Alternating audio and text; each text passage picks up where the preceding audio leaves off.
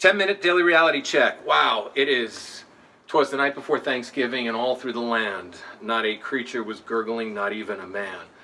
I do not like Thanksgiving. You don't? No, I do not. I'm going to explain, okay? Okay. It was pure torture in my house. Now, we had two grandmothers, and for all you people who listened to the podcast the other day, I went through the legend of Grandma Frankie and the legend of Grandma Rose. Now, Grandma Frankie was this wealthy grandmother that lived in Greenwich Village that used to ring a bell, and this is what I learned what Black Friday was. Black Friday was in the 70s, make the black woman come and not have dinner with her family and ring the bell for her. That's what my grandmother. Oh my God. So, remember All in the Family? Yes. Okay. Yeah. So, basically, Grandma Frankie was Archie Bunker. Okay. Oh Okay, little bit of a racist. Grandma Rose was Archie Bunker. My mother as a kid always made sure that I always looked at, never saw color, never saw anything. So I was always gay friendly, race friendly, that was something my mother taught me. But my grandmother would make this woman Lois, who was older than her. Now my grandmother was 60s at the time, right? Lois probably in her 70s. Poor Lois would have to take out this 25-pound turkey out of the oven and literally put it up on there and literally serve this hoity-toity Chanel. My grandmother would wear Chanel from head to toe for Thanksgiving. And we would sit there and talk about the most boring things in the entire world. Oh my God. So Thanksgiving to me brings back brutal memories. And Chanel. And Chanel. And she smelled. She had Chanel number 5. Yeah, she sounds like a classy bitch. She was. Oh, she was such a bitch. She was a Gemini. I know. That's how I feel. I feel like I know. That's a side of me that I keep hidden. You gotta keep that in check. How do you keep it in check? Well, first off, Alexandra. I can't pronounce your last name, so I'm looking down. Adomaitis. Adomaitis, Yes. Okay. Yes. Greek? It's Lithuanian. Lithuanian. But I am not Lithuanian. Okay. Yeah, I always say that. So, how do you hide? Now, this is a funny story. Okay. My mother, I've always been a rebel, right? So when I was growing up, my mother says, do not date Geminis. Okay, that was her big thing. Don't date them, right? So she had a Gemini bitch scale in the house. Grandma Frankie, bitch, right? Bitch, This is my mother. This is the way my mother spoke, right? Aunt Lenore, her sister, complete bitch. I mean, awful person, right? Barbara, we called her Wawa, cheated on her husband to go sleep with my father, supposedly, and then go sleep with my father's best friend and then ended up marrying him. Complete bitch, right? Wow. So, my mother had an evil thing about Gemini. She says, no Gemini women for me. So me, of course, I put it in my consciousness. And that's what it was. That's what it was. Well, I'll tell you, my dad, his first wife was a Gemini, and he said, I don't want any more Gemini women in my life. He has 2 daughters, we're both Gemini. Well, you're almost Cancer. We are both. You're a week away. I am. I was actually supposed to be a Taurus. And I was born way late because I was like, Whoa. I am not coming out. I'm not doing it. And my sister was supposed to be a Cancer, and she was born premature. So we're both Gemini. How many days apart are you guys? 14. How many years apart? 3. Nice. That's Yeah. a good age Yeah, no, difference. it's a good. And she's about 2 feet taller than me. She's this Amazonian, amazing. How tall is she? She's 5'10" almost.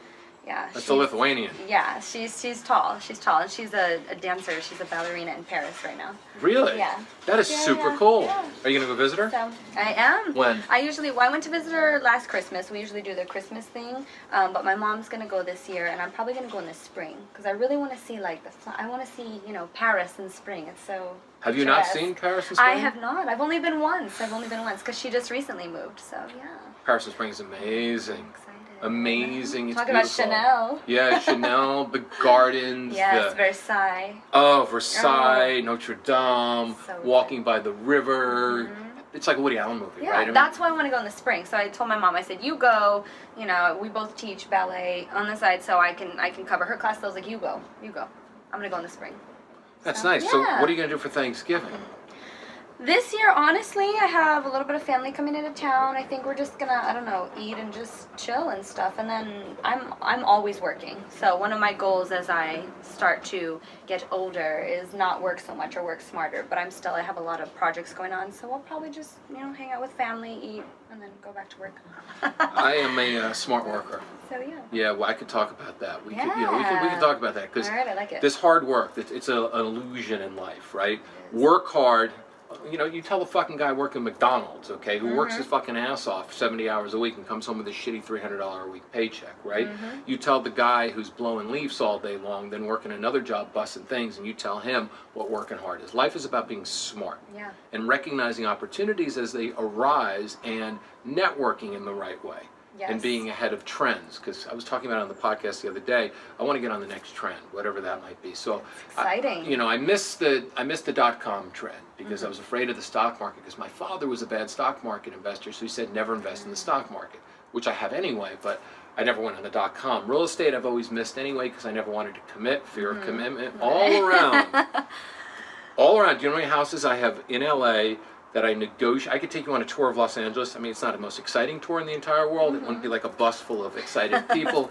Maybe Japanese tourists might think it's fun, right? They would. They would, because they would take their pictures. Yes. And I could show you probably 10 houses that I did not buy, that I negotiated the hell out of them. Just like the car deals I negotiate, walked away from the deal, right when the 72-hour window was, negotiated for 72 hard hours, sat in a person's living room, laid on the floor, did everything energetically, chanted to the moon, looked, and I always found a reason not to buy it because it was commitment. It's that Cancer in you. You want to go back into your shell. I do. Oh my goodness. The Cancers, we love our shell. You do. You really do. And I'll tell you, it's really fucking annoying when you're trying to have a relationship with that. But I appreciate it for what it is, too. It is. I'm an evolved Cancer. There's two types of Cancers. We got to make this. Got to make you aware. It's true. It's like of there's two types of Geminis, exactly. Yes, there's the loving, affectionate Gemini, and I always get along with Gemini in their brains. Then there's the passionate Gemini, which usually most of them are to begin with. Because I could say sex with Geminis. If I had to rate the women that I was with, I would say Gemini sex. I'd say top 5 for a couple of them were top 5. Some of them were number 1. I mean, there was a number 1. There's a number 1 Gemini queen that she has not been knocked off that perch. Crazy as hell, but so much fun in bed, and so much fun. We'd go away for 2 weeks and float around because Geminis like to create their own little world. Oh yeah. It's like you and the man for 2 weeks. Nobody else really exists. Very loving, very sweet. But then there's that other Gemini that I uncovered. And that's what I call, there's two of them. There's the narcissist Gemini, and then there's the sweet and kind of bitchy one. But I'll take the sweet and bitchy one, but the narcissist Gemini, wow. Brutal. Those are like the unevolved, or not unevolved, those are the ones that have not taken the time to work on themselves. And I really realized that because I realized when I was younger, I was very fiery. And I feel like I was headed in that direction towards being that more angry, hot bitch narcissist one. And I realized, some shit happens in your life and you have the chance to either evolve and grow and take care and treat yourself better and treat others better, or you stay in that.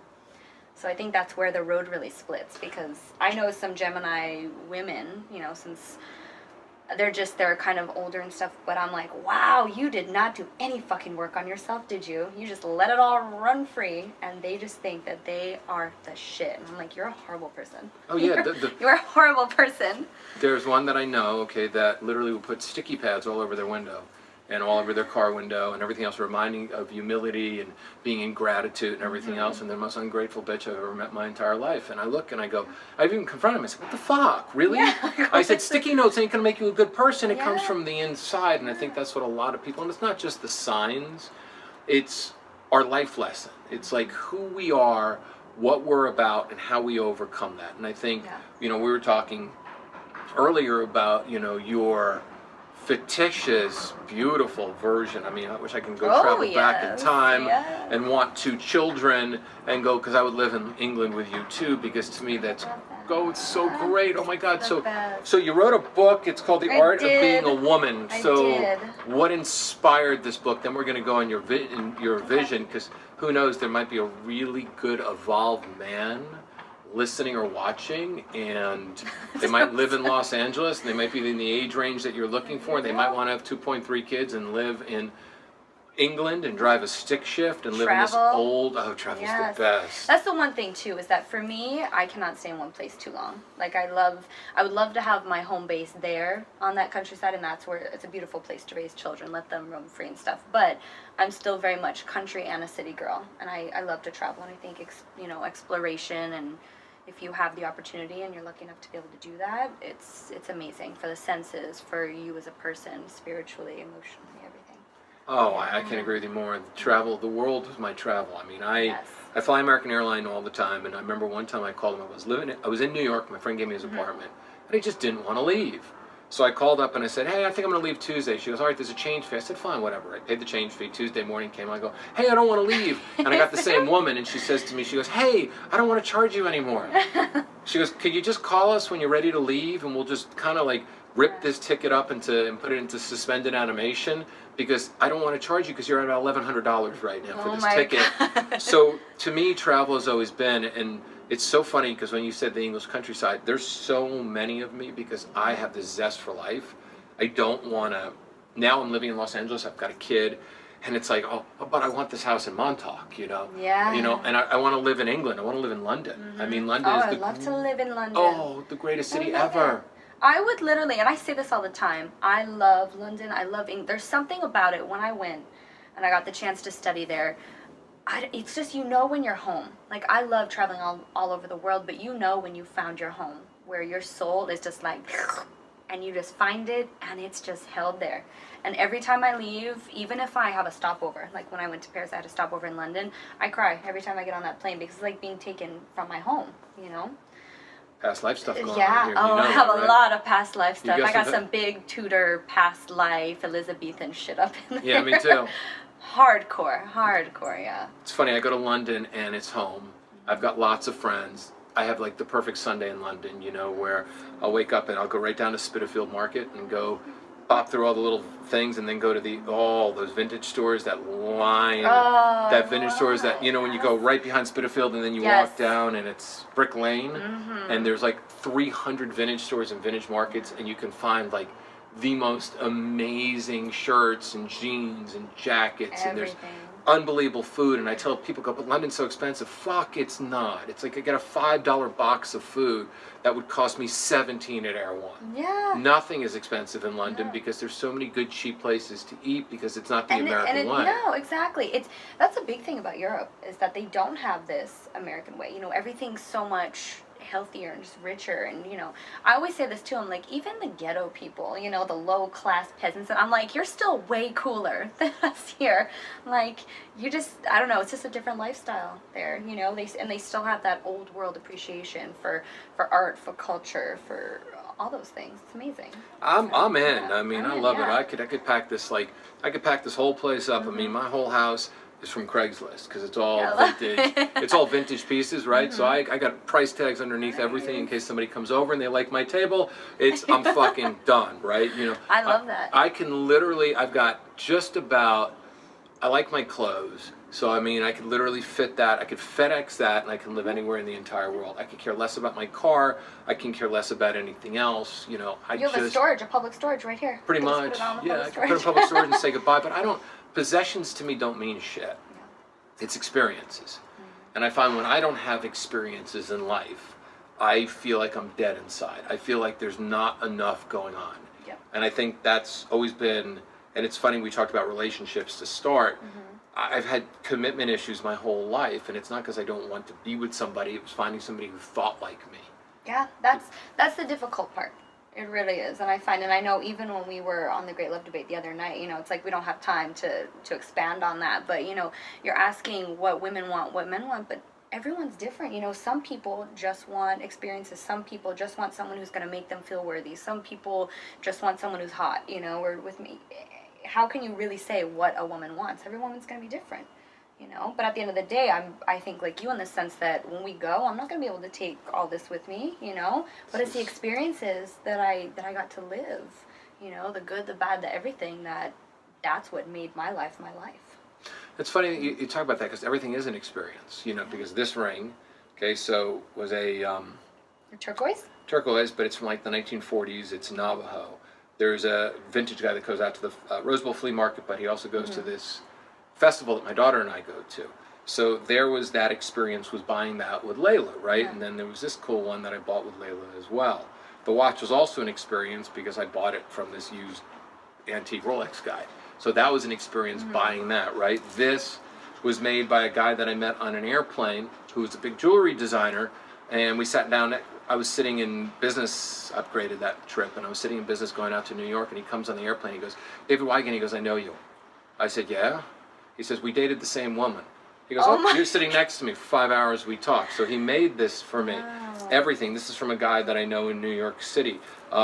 These jeans are from the 70s because, I found this really cool fucking vintage Levi place in the worst neighborhood in LA, and they have all old jackets, old beaten leather jackets from the 40s and 50s and 60s, and to me that was a find. So to me, everything is an experience. This is an old shirt, an old t-shirt from the Rose Bowl. Everything is an experience to me. So it's funny you said the same thing, because you have to find somebody who wants to have that experience.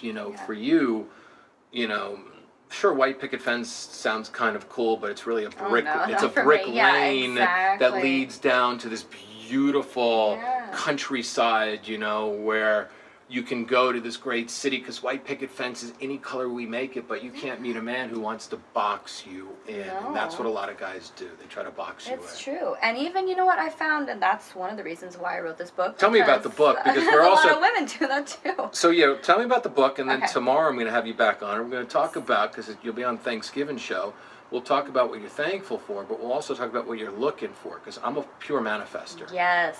Whatever you want, you can deliver from the universe, and we're gonna talk about that. The universe is a giant deli. Mm-hmm. You remember living in New York, right? Yeah. Okay, so tomorrow we're gonna talk about your delivery. We're gonna imagine, because we got to be thankful for who we are and what we're all about. But you're gonna place an order for that guide that you want in the universe, and you're literally gonna do it, and you're gonna hold that intent in your mind, because that. And I'll share to you what happened to me last Thanksgiving as well, because I've been on that order of that perfect woman for me, because there's nobody perfect. So tell us a little bit about the book, and then you're going to come back and join us tomorrow. Okay. All right. So, your cleaning is here. All right. So, I wrote this book, The Art of Being a Woman, and people always say to me, they're like, well, how did you come up with it? Realistically, and this is the truth, I was talking to a friend of mine, he's a guy, and I was just saying, you know what? We started talking about women and wearing heels and stuff like that, and I said, oh my God, I cannot stand when women go and they clomp around in heels and they're going, I'm like... Dumb girl shoes, I call them. I can't. You look like a farmer. Yes. Like, I can't. Go be a farmer then. Don't. Like, I just said, there should be like a standard. I mean, every woman's different, but you should be able to walk in heels. You're a woman. It's a gift that we, and he was like, you should write a book, and I was like, oh. And then I went home that night and I called my best friend. I'm like, girl, I'm going to write a book. And she was like, okay. And I started writing it. So it came out of this kind of comedic, thing where I was just like, I think that women should do this, this, and this. But what it evolved into was this amazing kind of therapeutic journey for me, because I interviewed other women. I thought about in my own way, okay, really, really bringing it down to the basics. What are my opinions? What are my experiences? And so I comprised all these stories and facts and anecdotes and everything into this book, as to kind of both on the inner and the outer for a woman, so you have all your inner stuff, your self-respect, your relationships, what do you do after relationships, women, loyalty, stuff like that. And then on the outer, we have fashion, we have, manners and cooking and all that stuff. But it was very important for me, as this book manifested itself, talking about manifestation, it really, I know, because I never said, ooh, I want to be an author, I want to be a writer. No, it was a gift. It came to me, and I just, for a bunch of months, I just wrote and wrote and wrote. It was a lot of stream of conscience, and there was a lot of drinking, and there was a lot of crying, and I don't know. So I feel like a lot of my writing, though, comes from drinking and crying and my experiences. But, hey, apparently the best writers are all sad and everything. So, it comes, why? Because you're putting the heart space. I mean, I've written a lot of books, and every one of them was just because one afternoon I ate a little too many edibles. There you go. That's where it comes from. And all of a sudden I got creative, and the next thing I know, I'm sitting on my phone. I use a service called Copy Talk, and I'm dictating. And I'm dictating nonstop for 4 or 5 hours, and I'm done with the entire book. My last book, I've written a lot of books, but one of the books, Naked, that I wrote was about stripping yourself down, looking yourself in the mirror, and embracing your true self. And I literally sat around and ate chocolate, and I was really fucking stoned. And I just sat there in my underwear, okay? Because I figured if I'm going to write about being naked, I might as well be naked, right? I didn't want to fully be naked, because the idea of, like, looking down there and just seeing that, because I didn't It's a little unnerving. I did a podcast the other day about dick pics, and I understand that there's nothing really. Okay. Maybe you should dress the dick up and put a mustache on it and little pictures, so it looks good, eyes. right? Yeah. So I kind of talked about that the other day. So I kind of had to wear the underwear because otherwise I would have laughed at myself. Right. True passion and true creativity comes from when you're an artist. We're not normal people, you know. We're moody, we're passionate, we're fucking great. Impulsive. We're great in bed. We are. Yeah, because we come with creativity. Yeah. You know, and passion and absolutely fucking just curiosity, and give us a little bit of weed or a little bit of booze, and we get like. We have a lust for life too. Yes. I think that's the one thing that I know about most artists is that we just have this like for life. We want all the juiciness, and we don't like to be patient about it. When the moment hits, it's just like, oh, at least for me, I just want to sink my teeth into it. And oh, me too. Like, if I want to be in bed with you, like, I just want to tear your flesh off. Like, I'm really like, Yeah, that's how I get. I'm on the same way. I'm like, once that fucking thing switched inside my brain, I'm just like, oh, fuck, what am I going to do? And then I start thinking about it, and then I kind of like to mentally tease myself. So I don't like to sleep with somebody right away. I like to mentally tease myself first. I like to let it percolate a little bit. Oh, it's all build up. I like the whole seduction and the texting and the subliminal messaging and the thinking of you and the brain fucking, because to me it's a braingasm. It's a braingasm to a heartgasm to a soulgasm. You need a gasm on all levels before your bodies, because otherwise it's just fucking moving hips and masturbating. Yeah. And it's not fun. And that's the one thing I know for my generation especially, which it's very difficult to date in my age range. Like you said, you need a little bit. I have always dated older because my age range, I'm always like, I feel like an old soul. And so I feel like people who do feel like they are an old soul, it's just hard because I'm looking at this dude, you could be, 32 or whatever, and I'm just like, I still feel like I'm dating a child. Like, you are not evolved there, and I'm not asking you to be, super philosophical. I'm just saying, like, I don't want to feel like I'm your mom. I don't want to feel like I'm, smarter or dumb. I just want to, like, be on that level with you. So, like, when Brian asked us and I said, oh, I want a guy to come to the table, and he was like, what does that mean? I'm like, fucking show up, like, be there, Claim you. Yeah. Fucking it's hot, claim, and they show up. And the guys are just like, oh, you're really hot. Like, I don't want someone stalking me down. But, like, if you're interested, just be a man and be interested, Pull a little Jane Austen out and, like, fucking show up. I like the Jane Austen. What's the biggest age gap you've ever done when you were dating? I was in a 7-year relationship, and he was 14 years older than me. Okay, not that big. Not that big at all. No. The book is called The Art of Being a Woman. They can reach you where? They can reach me on my website, alexandratheartist.com, or on social media. I am Queen Maitis, Maitis, and you can get the book in either ebook or paperback, Amazon, Barnes & Noble, and iTunes. Perfect. We'll see you tomorrow for Thanksgiving podcast. Bye.